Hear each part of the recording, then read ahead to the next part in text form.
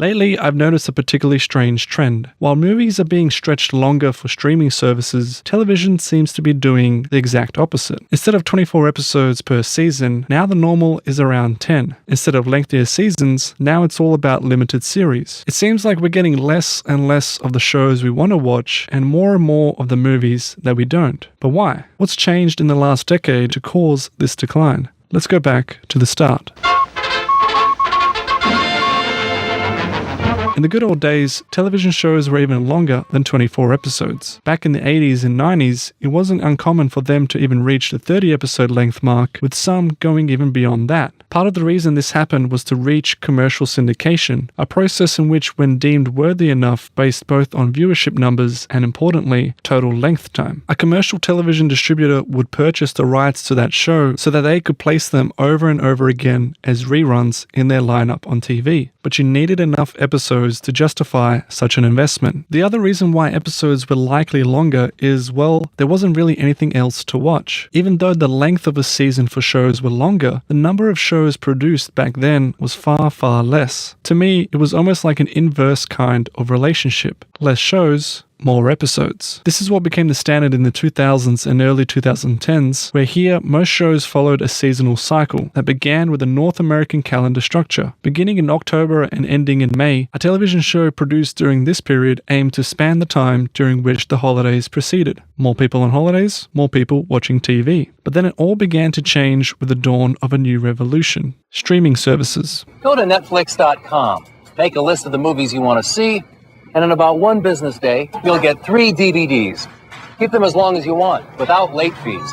Then when you're done, look, prepaid envelopes. As more companies were interested in getting a slice of the pie ultimately became bigger. Previous guidelines and restrictions were seemingly thrown out the door, and instead of following some seasonal cycle, executives likely came to the conclusion that, well, people want to watch something all year round. But that alone isn't enough to grab and hold onto someone's attention, let alone their wallets. What I suspect happened is that, like porn, the human mind craved variety. Instead of less shows of the same kind of concept, more and more became the new normal. This means an increase in the number of shows that could be made. Thus, an explosion of the number of shows happened, and like the Big Bang Theory, this became an ever-expanding explosion.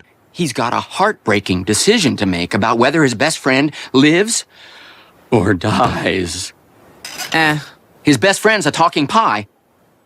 Sold! Howard, you've done it again.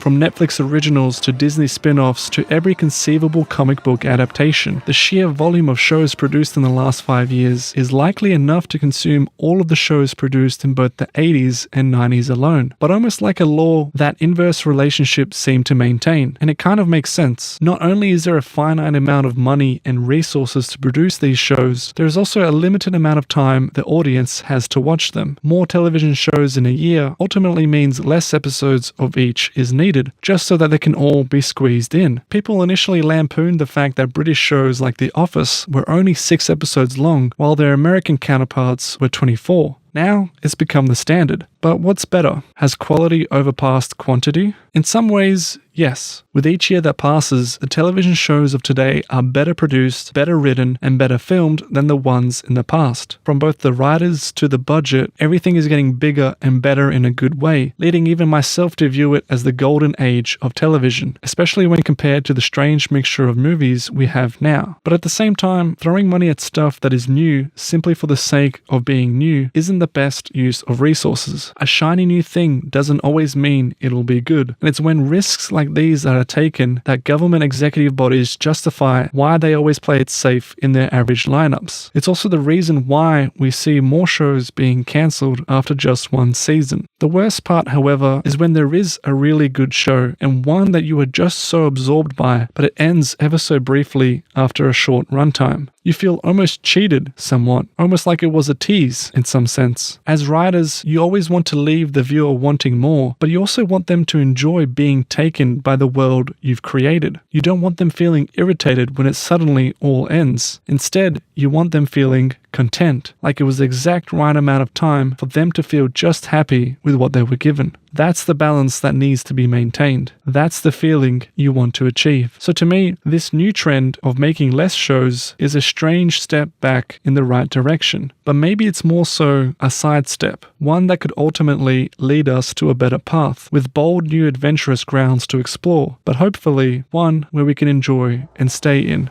just a little bit longer. Charles, come to bed. I can't. If I don't get this done tonight, I'll lose all respect at the office. And I am so behind.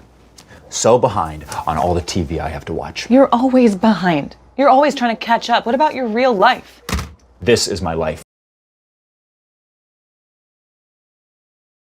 Married? Jenny can't get married. Why not? It's clever, it's unexpected. But that's not why people watch TV. Clever things make people feel stupid, and unexpected things make them feel scared. Attention, McNeil. Your unexpected marriage plan scares us. You stole our hearts as a single female lawyer, and so shall you remain, or else. You see, TV audiences don't want anything original. They want to see the same thing they've seen 1,000 times before. What you talking about, Fry?